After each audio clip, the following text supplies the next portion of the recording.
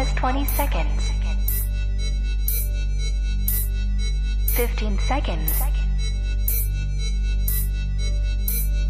10, 9, 8, 7, 6, 5, 4, 3, 2, 1, 0.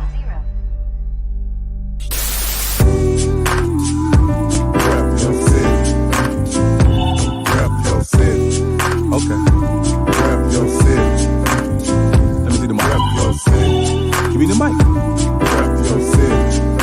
I got you. Rep your city. I'm gonna tell you about mine. Rep your city.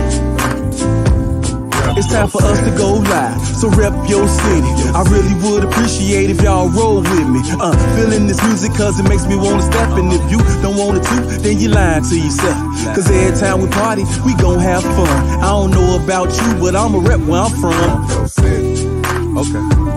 Rep your city. Let me see the mic. Rep your city. Give me the mic. Rep your city.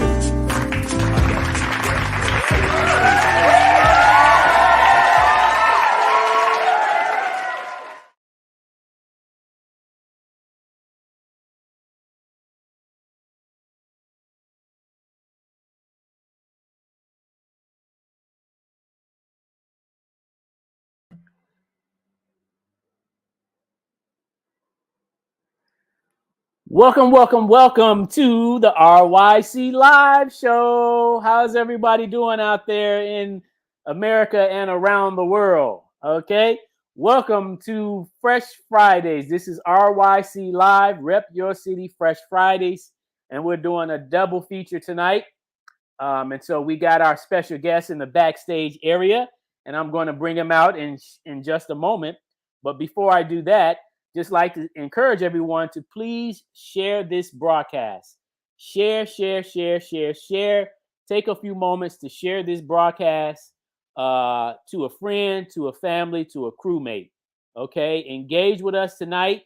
If you have any questions for our guests tonight, please feel free to make the post the questions in the comment area. If you have any comments or concerns, make sure to just post them in the comment area. Okay. And just share this broadcast. Share it. Okay, so today is July 7th, and it's a sunny day here in Chicago. And hopefully, wherever you are around the world, your day is going great, just as good. So, with that being said, I'd like to introduce a brother who I'm so excited to hear his story. He's going to be talking about his experience with the social scene from back in the 70s and creating a dance group here, and also being responsible for a music genre that developed behind that. And so one of the members, and I think it's very important for us to, like they say, know your history. You gotta know where you come from in order to know where you're going. And I think this is very important, especially for us here in Chicago when it comes to dance, culture, fashion, and things of that nature, because I feel like Chicago just doesn't get its just due. And this brother was also a dancer on Soul Train. And, for many people that may or may not know that Soul Train started in Chicago. So we're going to talk about some of that history, and Mendel High School on the South Side, the members of this organization, this social club that was created, and other clubs that were created during that time too. Like it was mentioned before that, and Chicago was infested with a lot of gangs, but social clubs was the alternative. So if you didn't want to get into gangs, which was a negative aspect, you can go the alternative route and get into a social club, and do something productive and positive in your community, right? So I'm so excited to hear the story. And again, please share this broadcast. If anyone tunes in later and missed the beginning, you can always go back to watch this broadcast from the very beginning on our YouTube channel, which is RYC Live. And you can also go to our Facebook page, which is RYC Live, or Rep Your City on Facebook as well. Also, if you like the content that you continually watch with us, we're here each and every Friday at 8 p.m. Central Standard Time. You could also subscribe to our YouTube channel on our YouTube page, which is, again, RYC Live. That's RYC Live on our YouTube channel. So without further ado, I'm going to go ahead and introduce this brother who goes by the name of Bahb Hope, but he also goes by the name of Bob Peters, and he's also known as Dr. Gannon. So we're going to put it all together. He's going to give it to you all directly, straight from his mouth. So listen up, take notes if you have to.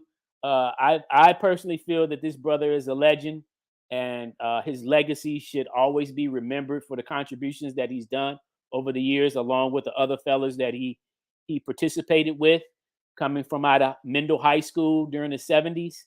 And so let's listen up. So without further ado, here he is, my brother, Dr. Man, Gannon. what's up, New Style? What's up, New Style? Welcome to the up, RYC Daryl? Live Show. What's up, Daryl? Thank you so much, man, for having me, man. Yes. Appreciate you, man. Yes. So as I was telling the viewers, some people that follow us every week, we do this each and every Friday night. And, we're doing a double feature tonight. So we got you, and then we got a following Soul Train dancer after you. Some people may know her, but, if they don't, they'll get a chance to learn about her tonight. So, let's go all the way back, because, again, I'm from the South Side originally. I was born in Chicago, but my mother, my mother and my grandmother were from Mississippi. And so when we came up to Chicago, when we came up north, I should say, the family moved to Gary first. And then when they left Gary, they came to Chicago, and we stayed in the projects, Robert Taylor Homes, and then shortly after that, they moved into a house, and we were located at 101st, right off of State. The address is 19 East 101st Place. And so that's where my life began, right there in that house back in the day. And, I'm so excited to hear another fellow Southsider history, because, we always talk about the West Side a lot of times, and we talk about the North Side, but I even feel like the South Side doesn't get its just due. Hey, man, Southside roll, man. Southside rock and roll, man. Ain't nothing but a party, man. Yeah, man. So that's when I was, like you said, growing up, everybody on West Side, got it. South Side got it. It was always that thing. But with your family coming from Mississippi, it's an expression, man. Everybody's from Mississippi. Yeah. I grew up in Chicago, but I was born in Louisiana. Okay. Now I got a quick little story about, man, when I was born in Louisiana by the skin of my teeth. Okay. Because see, my mother was born in Louisiana. She wanted her kids to be born in Louisiana, but they were living in Chicago. Right. So my mother, man, she was probably in labor, man, and she was like to my father, "Look, we got to go. We got to drive to Louisiana because the baby's coming." And he was like, "Oh my God!" So we jumped in the car, and well, they jumped in the car. I was still, I couldn't. And he started driving from Chicago to Louisiana, to Covington, Louisiana. Wow. And I heard my mother say he was cursing the whole time. I'm like, why couldn't you just leave him alone? He could have been born normal, but he had to be born in Louisiana. But they made it. Luckily, I could have been born in a Cadillac, But hey, I made it. We made it, and then I was born, and then they came on back to Chicago. Okay. And that's where I grew up, man, on the south side of Chicago. We went to Catholic schools, St. Francis on 78th over by Ellis, St. Sabina, legendary school. Everybody knows St. Sabina. We had the first Black principal was a nun, Sister Janvier. Okay. She taught us how to play tennis. She was ahead of her time. And then I went to St. Catherine, and that's where I graduated. And then I went to Mendel. Wow. Yeah, that was I went to Mendel in 1974. Okay. And we had the first, it was an all boys school, you Mhm. guys. And it was the first all black class, you know, like 99%, but basically one or two guys, but it was 99% black. When That was you the first when you went, it was 99% black then. the freshman class. Okay. But the school body it was integrated. It was still integrated. Okay. And speaking of that, it was we were there like for another year, and then we went to school one day, and all the white guys were gone. Man, it was white flight. Oh It was wow. in an area called Roseland, Yes. and yeah, and then and the whole community changed. The neighborhood changed from, you know, it was mixed, and then it just went black. It just went Yeah. all black, and that was a big thing. It was a huge thing. The school, you know, lost a lot of money because of the population. It just decreased very quickly. The football team suffered greatly because a lot of the athletes they left, you know. But we still had a football program. The school was mainly known for basketball, but our accolades were wrestling and track and cross country, track and field, and academics. The academics off the chain, man.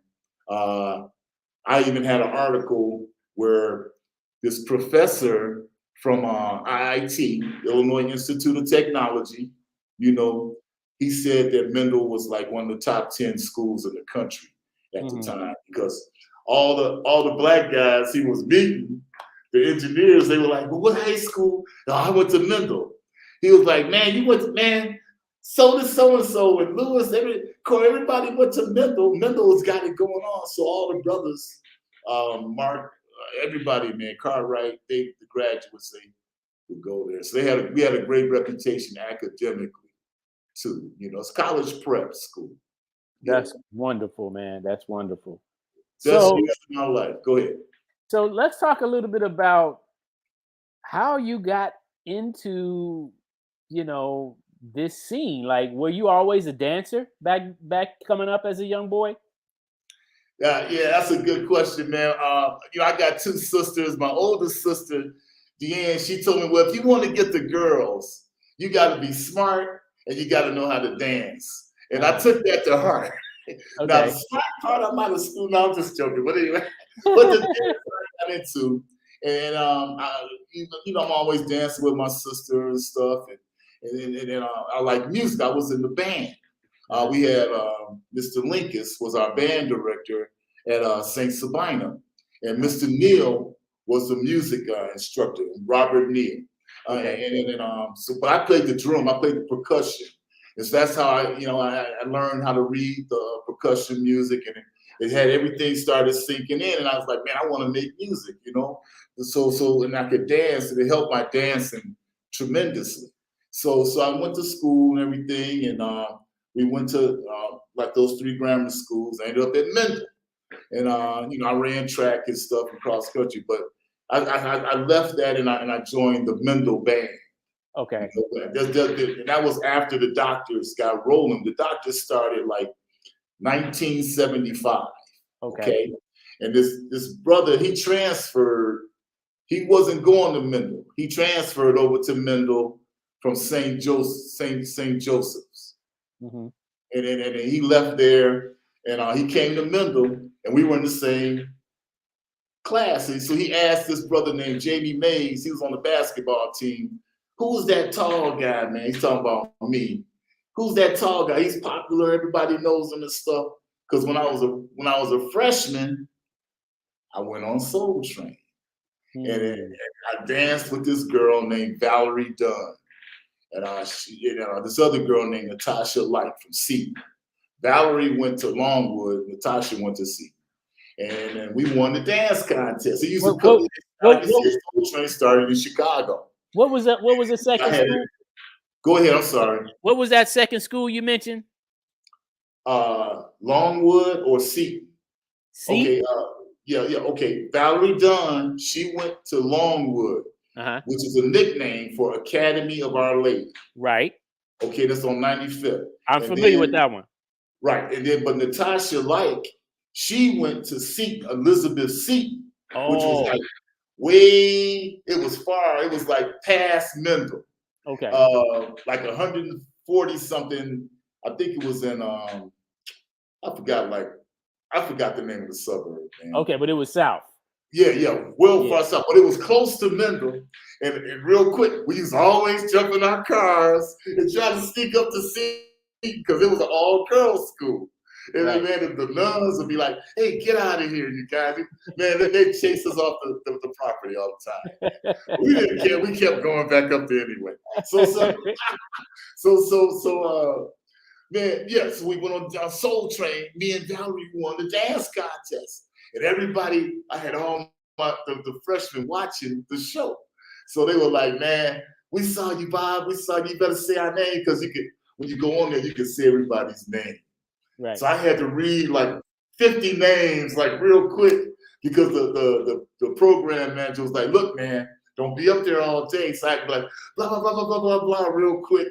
But it was cool. But we won the contest, and I won the best dress. So Jamie Mays told Darian Davis from St. James Academy. He said, "Oh, that's Bob, man. Everybody knows Bob because I was just kind of all over the place freshman year." So Darian walks up to me, "Hey, man, what's happening?" He said, "Man, we should start a dance group." So I was like, "Man, who is this guy?" I don't know him, but he was persistent. He kept saying, "Bob, man, come on, man.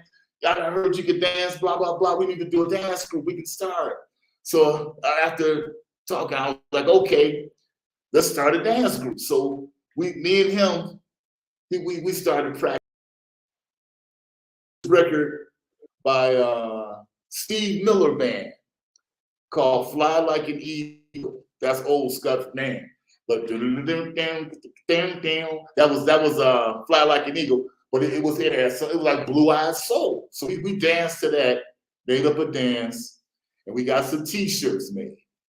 No, we didn't get T-shirts. Yeah, we just wore regular clothes. I'm sorry. Okay. And then we go around all the different parties, the schools, and we would dance and perform. When a girl get in front of us, then we go straight to the routine. So we kept dancing, and this one guy saw us. He went to Mendel. His name was Skeeter, and he wanted to join. He got in, but then I said, "Man, we got to keep getting members." So this brother named Jamie Shelton, he went to Mendel. He was an artist. He could draw fantastic, man, just tremendous artist. He was in my classroom. So I'm like, "Jay, you want to be in this dance group?" He's like, "Dance group? I'm an artist. What are you talking about?" But he said, "Okay, cool." And he ended up being a good dancer. But I wanted him because back then, Daryl, we had what you call pluggers, which are like invitations and flyers. And so Jamie's job was to draw the pluggers. He came up with the ideas. We would collaborate and come up with all these different ideas. And he could draw caricatures of everybody. He would draw, our mascot, he drew all these awesome things. And so he was in, and we got like 4 other guys, okay?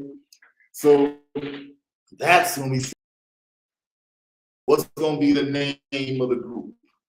And so at the time, it was these other 2 dance groups. They were on Soul Train, the Z's Boys and the Cure. They were related in real life. They were like, a lot of them were cousins. So they were on Soul Train all the time. They were wearing khakis and books, and they dressed like military gear.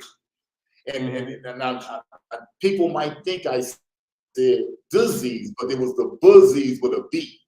Okay. It wasn't disease with a D. It was a B. Buzzies Boys. They were creative too, and they had names like arthritis, because that's a disease, right?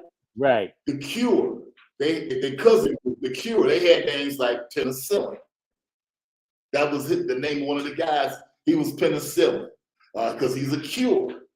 So they were really good. They were the top dancers out there at all the parties that we would go to. And we would see them, and we got to know them. It was one other group called the Mellow Fellows. And the Dejanay brothers, they were in that. Lerone Bennett was in that group. He passed away. Rest in peace, Lerone. Oh, and Valerie Dunn, rest in peace. She passed away too. Oh, wow. And then, so I said, man, I got the perfect name. We can be the doctors to cure the disease. And man, we can all have doctor names on television and stuff. And that's how we got our name for the group. And then I wanted to be Dr. Gannon because that was my mother's favorite doctor on television. Wow. And everybody chose their doctor names, man. That was one of the fun things about joining the group, because what's going to be your doctor name? Because we were running out of names, man. Okay, we had Darian. I know I'm talking a lot, but don't give me the deal, man. Darian Davis, he was Dr. Kildare. Okay, Steve Taylor, he was Dr. Ben Casey. Tim Lynch, he was our manager. He was Dr. Scholes because of the footwork. Right. We had Rory Brown was Dr. Shrinker. He used to be on a cartoon on Saturdays, Dr. Shrinker. He was weird, and so was Rory. And rest in peace, Rory just passed away recently, man. Quinn Cooper, he was Dr. Spumone. Dave Harris, Tony Harris was Dr. Jekyll. And Anthony Somerville, he was Dr. Pepper. Man, and everything just worked out perfectly, man. Those names caught on, and it added energy to Jamie Shelton when he would draw the pluggers, man. The pluggers were so awesome. We had like cartoons and cereal boxes and us doing the operation, man. It was just fantastic. So we got to be associated with Mendel because all of us went to Mendel.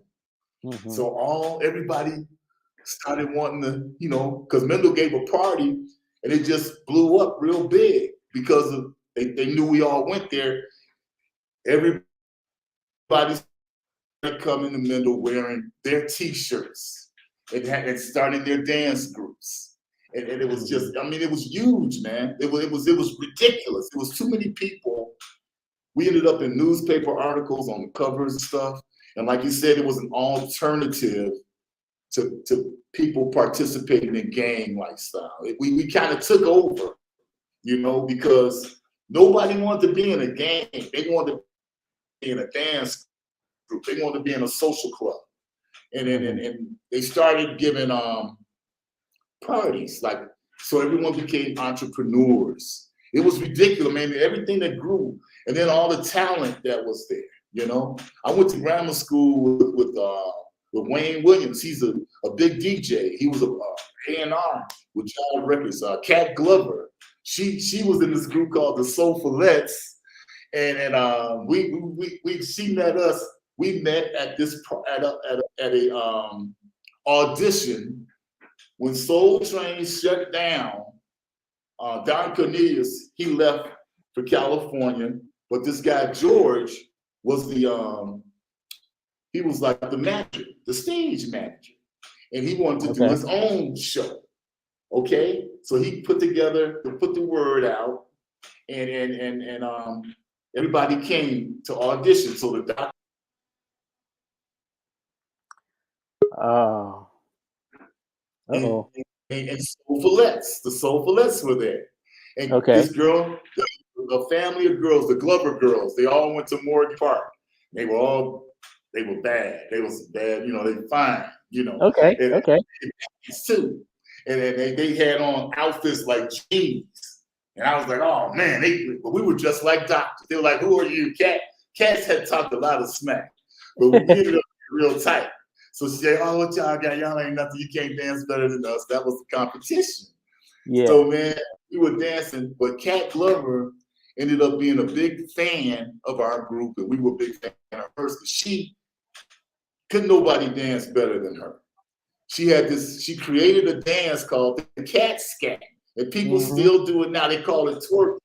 But she had a little better style. And she was on Star Search with McMahon. She came in second place. Pat and Cat. And then she was going out. She lived in California. She moved to California, did Star Search. She was out partying. Prince was at the party, saw her. Next thing you know, Cat Glover was in Prince's band with Sheila E. Everybody, man. I mean, we got Steve Hurley, big time producer DJ for Michael Jackson, CeCe Peniston. Like, you know, Kirk Townsend was the DJ at Mendel. I mean, it's just so much, man. The history is rich. It's rich. Yes. So let me ask you, how do you feel so far with what? Can you hear me? Oh, yeah, man. And we just had so much fun, man. But it was brief. The Doctors, we lasted like 75 to 1978. Okay. And we got this other brother, Rory. We got him late. He became a member when he was in 8th grade. Okay, wow. We were seniors in high school, and he came to a Mendel party, and I saw him dancing. Me and Darian, we were talking like, man, what are we gonna do? We're dying out. You know, everything is calming down now. We need a punch in the arm. We need a shot in the arm. And then Rory was on the floor, and it was like a television scene. They opened up, and here goes Rory in the middle. He did some fantastic moves, and I was like, that's it. That's what we need. So we went and got Rory, but he was a challenge. Yeah, he was a challenge to get him because he was young, right? And he didn't live in our neighborhood or nothing. So we had to, I had to go over to his house and ask his mother, could he join the group? Because everybody, it was this competition. We had a group called the Ebony Gents. They became our #1 competition. They wanted Rory to be in their group. So he was like Patrick Ewing, you know, and we were like New York. We got to get this guy, you know. So I had to go to his mother and basically kind of beg her and tell her, you know, that she could trust me and trust us. We're going to take care of him. And he chose the Doctors. And I'm glad he chose us because, man, he was one of the best doctors we ever had. He had a great career at St. Francis as a basketball player, 4 years on the varsity. He ended up going to IT. That's where he ended up going to school and played 4 years there. And he had a great career. Yeah, I'm missing. That was my boy. Man. Yep. So let's do this. Let's do this. Can you hear me? Yes. Can you hear me? Okay. We having a little choppy. Yeah, it's a little choppy connection. Yeah. So let's do this. I'm going to go to a commercial break, and when I do that, could you log out and log back in? Just log out and log back in, and we'll see if that fixes the problem. But what I'm gonna do before you do that is I'm gonna go to a commercial break, and then we'll be right back. Okay. So thank you all, everyone. You're watching the RYC Live Show. Okay, log out and log back in. I got you. Log out. Okay. All right.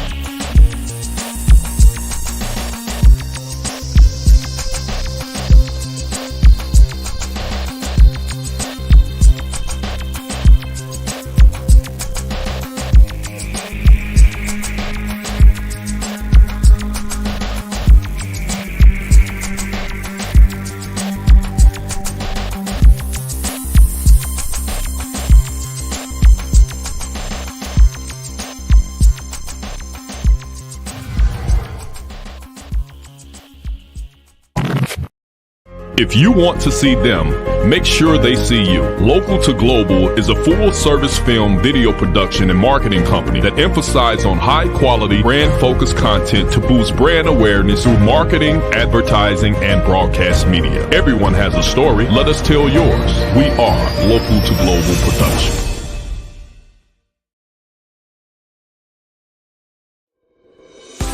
If you want to see them, make sure they see you. Local to Global is a full-service film video production and marketing company that emphasizes on high-quality, brand-focused content to boost brand awareness through marketing, advertising, and broadcast media. Everyone has a story. Let us tell yours. We are Local to Global Production.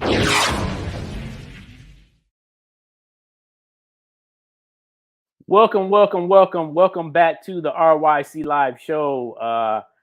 You have been watching some of our commercials, and we're back with our special guest, Dr. Gannon. So that's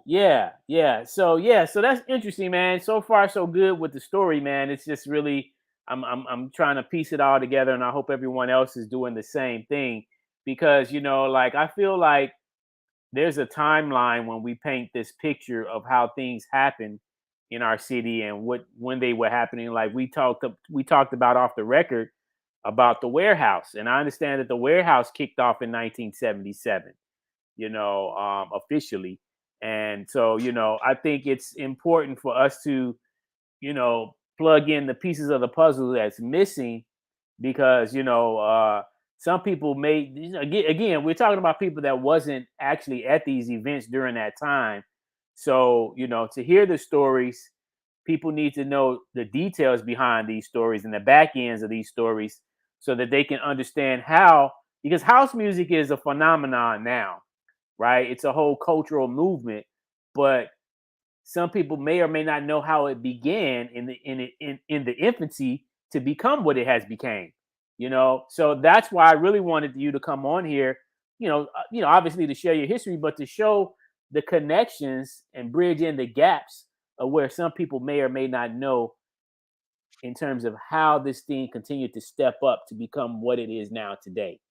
People look at the chosen few today, but probably some of them have no recollection of what they did, as well as what the connections of people like you and your group did prior to it becoming what it has become today.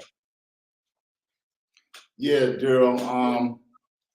Like you said, house music, like you said, it's a phenomenon.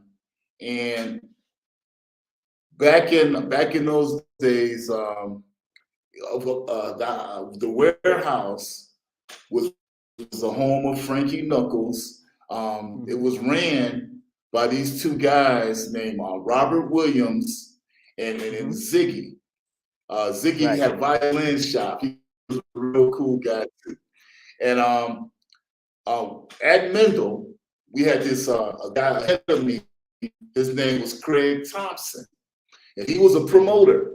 He gave parties. He was very successful. He was behind this club called the Playground in Chicago that was real big with Chicago youth. And so the doctors, we were real popular and stuff, and we had all these people come in, and I was making a name for myself, and it ended in 1978 when we graduated. So I started giving parties by myself. And Wayne, like I said, Wayne and I went to grammar school together. He was my best friend. I mean, his mother, my mother, we were best friends. And we had a club together, but Wayne started the Chosen Few. And he would go to these parties, like in basements and stuff. But with Craig, he was promoting parties. It was a gay club up on Old Town called the Den One. I think Ron Hardy was the DJ there. And yes, he was. Yep, thank you. And then he gave a party at the warehouse. Frankie Knuckles was the house DJ there. Oh, right. By the way, we're calling it the warehouse, but it started out, it was called Us Studios, like you and me, us together. Yes. Us. But then people started calling it U.S. Studios. They for us, it's a U.S. studio. And then after that, people started calling it the warehouse. Okay, because it was an old warehouse. You go up these stairs. They had like a room up top. That was where the bathroom was and the coat check. You go down some stairs in the back, and you're in this like warehouse, a cement floor, and the sounds were off the chain, man. Frankie Knuckles. I never heard anything like that before in my life, you know. And as a dancer, I was in paradise, okay. And it was a club called Paradise, Paradise or something. Yeah, it's a funny thing I use that word, but so when I graduated, I was giving parties, and I was like, Craig, man, let's give a party together. And he was like, no, man, no, man, I can't give a party with you, man. You know, why would I do that? You know, here's the way he talked. He's kind of funny, real proper. And so he said, but what I'll do, I'll hook you up with Robert and Ziggy, man, and you can give a party at the warehouse. You can do that, man. I'll make the call for you, man. I said, okay, man, cool, man, make the call. so he called Robert and Ziggy. I went to meet him.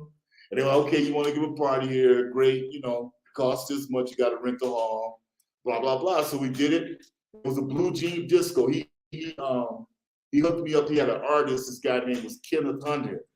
He passed away too, but he's a great artist. He drew the plug, and I promoted this thing, but I didn't tell anybody it was a gay club. Okay, I told just hey, I'm having another party, y'all. Come on by. So people came from like the Mendel crowd. The warehouse, I mean, U.S. Studio, the warehouse was a gay club. So when they met up that night, everybody was freaking out. They were like, oh, it's a gay club. But they were listening to the music and they were like, man, this is hot. You know, what's going on? So it caused a big ruckus. Because, I mean, all the fervor and everything was all over the place. Wayne, like I said, he was DJing. Jesse Saunders, he came to that party. He's with the Chosen Few. That's Wayne's half brother. And he spoke about that party when he writes about the origin of house music. He said, "Oh man, I went to this party at the warehouse. Bob Peters gave it, blah blah blah." Right. So Wayne called me. He didn't go to the party, but he called me that Monday because he lived right across the street from this other girl high school called Aquinas. Aquinas Dominican was over like on 71st, over by Jeffrey. And Wayne lived across the street. He was like, Bob, man, what happened? What happened at this party at the warehouse, the Blue Jean Disco? I said, man, what you mean? It's just a party. What are you talking about? Nothing happened. He said, no, man. Man, if you come over, all you got to do is come up to Aquinas and just stand across the street, man. And you'll cause a riot because everybody's talking about your party, man. So I was freaking out. I'm like, well, you know, I didn't tell anybody it was a gay club. Maybe that's why everybody was talking about it. But the thing that catapulted this whole movement was this other brother that went to the Mendel. He was a year Tony Disco, and it was jam-packed. Everybody wanted to go. So he kept promoting in that genre. You know, he was giving, he would go to the warehouse. He would go to Sawyer's over on like 20 something. He would give parties there. That's when this whole movement kept going, and that's when the DJs really, really, really started taking off, man. The Chosen Few, the Hot Mix 5 were on the radio with Farley Keith and Jammin' Jason and all, man. These names are legends. All these people, and then Mendel, even though we graduated, they kept giving parties there because they made so much money after all the white guys left. They were making the difference, giving bi-level parties. They were able to put Right. windows on the whole school, man. And it helped keep the school alive until 1988, 10 years. Kirk Townsend was the face of that, okay? Because he was the DJ. And they started bringing in DJs. That the DJ back in 75, he wasn't really like a headliner. It was a promoter or the venue, social club, dance group, whatever. The DJ was playing the music, and you had to have the sound reinforcement. But with the advent of the warehouse and that, the DJ started becoming the headline. And so they all come to Mendel. Frankie Knuckles went to Mendel. All these performers, man, DJ Pierre's, and there's so many of them, man. That, they would come to Mendel, and then that was like what people would want to come and see. Now they want to hear the DJ. What's the DJ gonna do? And that's kind of like how it all, this whole thing started just going crazy. Wayne and them gave a picnic behind the museum for the Hatchett family. They were having like a family picnic all the time. Andre Hatchett, Tony Hatchett, Wayne, Jesse, they started playing. They would bring their equipment and play music. And then the next year they did it. Every year it kept getting bigger and bigger and bigger. They had to keep moving the picnic to different locations to accommodate all the people. And then they figured out a way to generate revenue where they gated off everything. And now it's an annual thing, and they call it like the what's the word? The Woodstock of house music. Yeah, so their picnic is tomorrow, as a matter of fact. And I'm out here in Ecuador, but their picnic is tomorrow, and they have events and things, for tonight. But tomorrow's the big thing with the picnic, and then I don't know if they're doing anything on Sunday or not. But the chosen few are a big representation of the evolution of house music. Okay, let's step back just a little bit, and then we'll come back and move forward. But let's step back to the period of time when you danced on the local show of Soul Train here in Chicago. So do you recall what year that was when you first went on there? 1974, 75, when I was a freshman at Mendel. Okay. Yep. And how did that happen? Like, how did you find out about it? How did it happen? Yeah, well, I mean, Soul Train was in the Chicago Trade Building on the south, downtown. And you found out where the location was. What you would have to do was you and your partner would go down there, and there would be a line of people trying to get on Soul Train, because it was on channel 26. It was like a cable network. It was a cable station. It wasn't like a regular network, CBS, NBC. It was WTTW, I believe it was called. And so what you would do, you would go there, you would wait in line, and they would pick and choose who they would let come in and be on the show. And you would cross your fingers that they would select you and that you could get on. So what we did, we tried to dress nice and look nice. And they went, George, the guy I was talking about, he came out and he let me and Valerie come up and dance. So they picked a lot of people. And you go up, you go inside, it's like, okay, you gotta be, because the Board of Trade is like where the commodity, not the commodities, but the stock market, what was the other thing?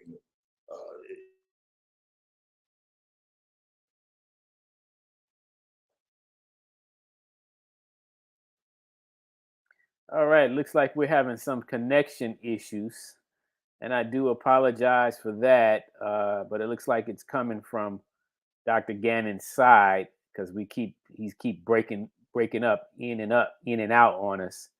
So now we just lost him totally. Let's see. Looks like he just came back in. Can you hear me? Okay, yeah, it just looks like the connection is kind of up and down. Yeah. Can you hear me? Sorry. It's probably because I'm out here in Ecuador, man. Yeah. I think it's the connection I because can where hear you you. at. Yes. Yes. Okay. Yeah. I can hear you. So, okay. I can hear you. Yep. Hmm. Yep. So, okay. So So, yeah. yeah, Go ahead. I think I left off where okay. Where I think I left off with the selection process for Soul Right. Train. Yeah, the where you didn't have to line up outside, and then they would come out and they would pick you like, okay, you come with me, and we go in, and then they tell us the rules and stuff, and basically Clinton Gent was the host at the time. Don Cornelius had just left for California, and Hmm. they gave us the rules, and then they just started playing music. When the music came on, we would dance, and the cameraman would be going through the audience, getting everybody's images on camera. Mm. Wow. That's basically how Wow. it was. It was pretty Okay. awesome, and then me and Valerie ended up winning the dance contest. Man, it was funny because everybody rushed to the front of the studio, and they pushed us back. So we were in the back, and we had all this room to move. And man, that was perfect for us. And because the Yeah. camera came back there, he stayed back there, and man, and we ended up winning the contest, man. Wow. Because Yeah, they had rushed going forward, so that left y'all back there to where the cameraman could come focus on y'all. because he had all the room. It was so much room, and we could move around. We had worked on our routine. We had a routine. See, we didn't take a chance. We worked on this routine for weeks, Daryl. Okay, my sister was coaching us, and she's okay. No, do this, do that, and we were like making sure that we had it. Man, it was, and we won. They ended up saying because they pushed through the whole crowd like the Red Sea, and they were like, "Hey, you guys, come up here." And we were like, "Oh, we won, yeah." So it was So it now, was it was a big day, okay. and So her let me ask mother you. and father and sister. Go ahead. I'm sorry. So I was gonna ask you. So when you all won the contest, because I Hello. understand some people. Can you hear me? Can you hear me? Yeah, I can hear you. Okay. I Yes. understand that some people. I Now understand I that can. some people that I understand that some people that won some of those contests got a chance to go to California if they were in Chicago. Was that the case with you all?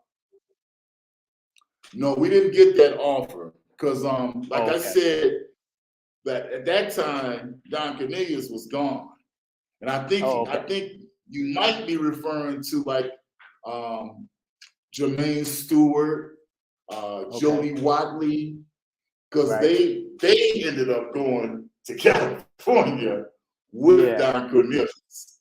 Now, Yeah. Juliet Hagerman, she'll be coming on later.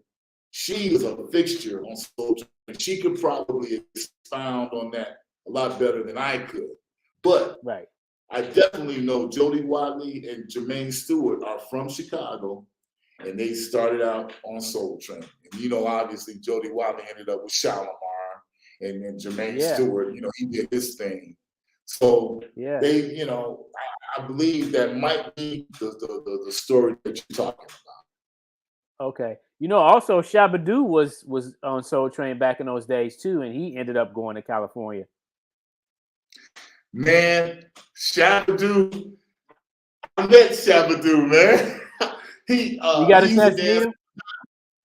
Yeah, he's a dance with Madonna, and when Uh-huh. they came in concert, he was at the Limelight, and me and him kicked it. We talked about him being in the lockers, and that I told him, man, you don't really know about the doctors, but we did our thing too, yeah. But yeah, man, Yeah. that's one of my. I'm a fan of Shabba-Doo, man. Yeah. Yeah, And I and didn't see know he was he from and see he would Chicago. yeah, he wouldn't have known about you all actually because he left Chicago in 71. So he left the same Oh, because he time. was Yes, okay.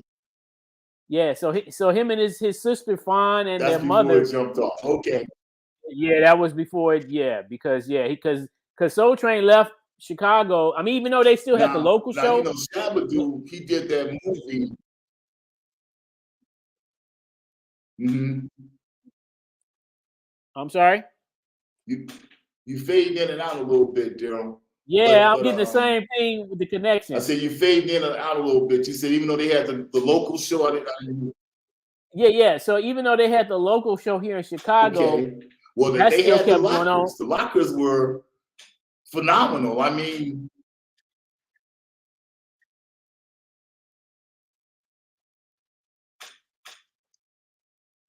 I can't hear you. Yeah. It's a bad Got connection. nothing. I That's got all. nothing, man. I can't hear you. Yeah, it's a bad Hello? connection. Yeah. I'm sorry, everyone. We having a It's bad got to be connection. this distance. Yeah. It's a bad connection. But Yeah. but speaking of Shabba-Doo, he made this movie after the lockers called Beat Street. And if anyone saw that movie, that's how we used to dance and challenge each other at Mendel. All these dance groups and everything would come together and we would challenge each other. And it was very, very much like what went down in that movie Beat Street, the way everyone would challenge each other. We practiced all day long.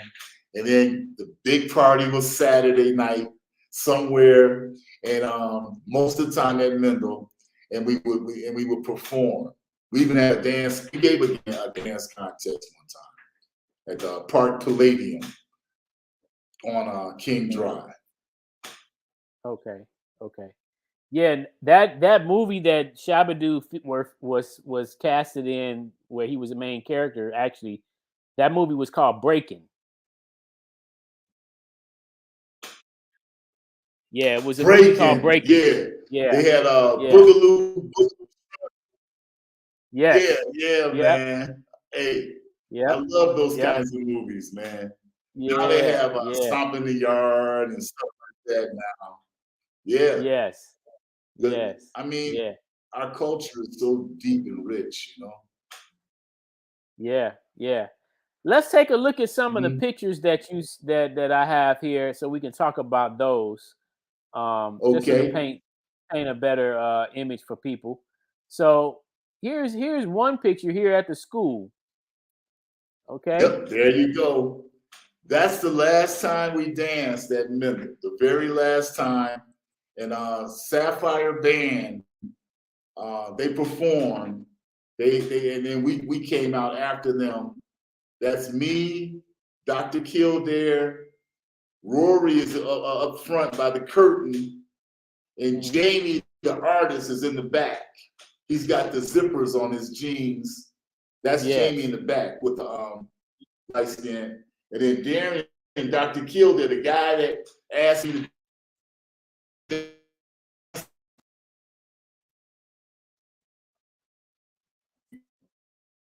Okay. Yes, this connection is not the best. Was the robot back then. I used to do the robot. Who did the robot? That was me. That was my specialty. You know. Okay. Yeah. You had to have somebody to come out like and compete. So if their robot came out, then I'd have to go out. You know. Darian, he just spins. He was a stutter. He could spin real for days, you know. Rory just had great footwork. Jamie was real acrobatic. You know, he would jump up and kick his feet up and touch both toes and do splits. Man, we would work really hard. We would practice on our routines like it was no tomorrow. Yep. Now, this image right here, you say was one of kind of like your logo? Yeah, man, that was our mascot. And Jamie again, his artwork, man. This people that were there when they saw this, they knew what that meant. That's the doctor logo right there, man. Yes, sir. That we got some during the pandemic. We got masks made, and we put that logo on the chin of the mask. And that was a doctor's mask because it was a mask for, the doctors. It was, I wish you could get a doctor today because I would want him to be Dr. Fauci, okay? Dr. Fauci, man, from the but yeah, I love that logo. It stood the test of time. It stood the test of time. Now here's a very beautiful illustration that Jamie did, also of the group of you all. Did you lose me? Here's an image of you all as a group, right? So that's you on the table. The they got there. I can't see it. Can you see it? I can't see it, but he described it to me. Oh yeah. Well, yeah. The operation. Yeah. And that Jamie, I'm telling you, man, this guy was fantastic, man. That picture there of us, that's me on the operating table. Kildare was cutting me open and sewing me back together. Oh my goodness, man. Dance routine, and then he drew that. That's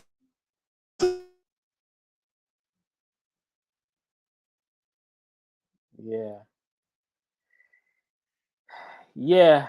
So I don't know. We might have to go ahead and conclude this. For some reason, we're having a very bad connection, very bad.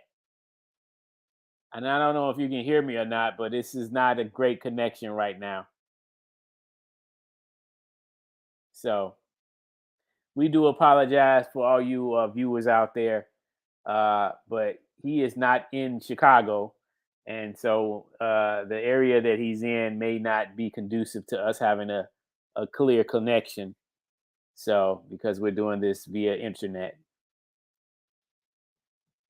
And it looks like he's froze up again. Yeah, now he's out. So what I like to say is this: we might just do another part 2 on a day, maybe that may be conducive to him having a better connection at another time. But if you are not familiar with the Doctors, look them up on Facebook. Connect with Bob Peters, aka Bob Hope. He was a member of the group, very instrumental, and I believe.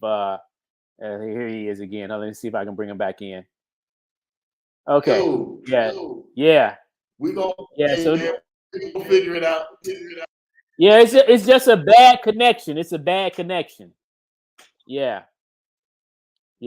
So hey, listen, you were one of the founders of the group, right? That's the story of my life. You're one of the founders of the Doctors, right? Well, yeah. I mean, Dr. Darian. Yes.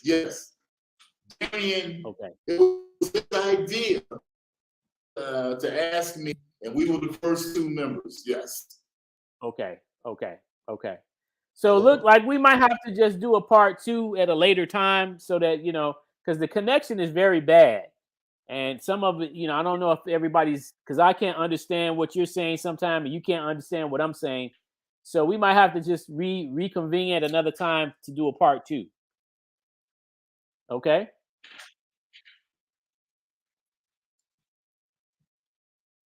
Did you hear me, Dr. Gannon? It fades in and out. Okay. Well, what we're gonna do now is fades in and out a little bit. Okay. Well, I'm going to try to go ahead and conclude. Yeah, because the connection is not great. So I don't know what else to do to fix that at this moment, because sometimes, all depending on where you at, you just don't get a good connection. Yeah. But what I would like to say is this: the song that you mentioned to me earlier by Cat Stevens called "Was a Dog a Donut"? Can you talk about that real briefly, and then I'm gonna just close out with that song? Okay, cool. I had a best friend, Greg Howard. We went to Menlo, of course, and we were best buddies, and we loved music. And he was always introducing me to new music like rock and roll. And he would go, hey man, check out this song. And he played Was Dog a Donut by Cat Stevens. I was thinking, I'm not gonna like it because Cat turned out to be an instrumental. And it was electronic. Like, play that again. We could dance to that. And he played it, and I was like, oh man.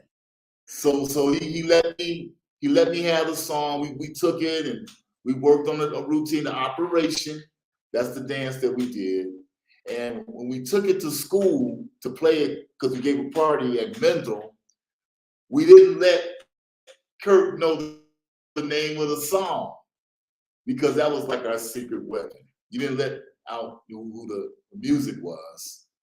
And man, the next thing you know, it got out and everybody was playing it on the radio, dancing to it, stepping to it. It's a hit. People are like, so people don't know, but if it wasn't for the doctors, we wouldn't have had that song, man. It's a cut. So you guys were kind of responsible for making the song kind of popular. Is that what you're saying?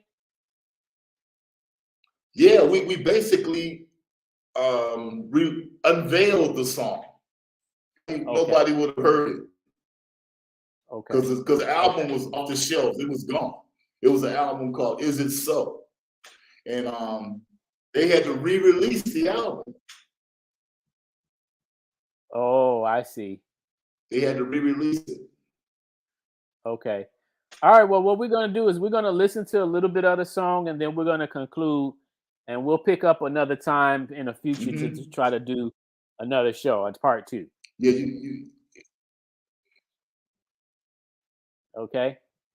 So let's do this, y'all. This is the song that Dr. Gannon was just talking about.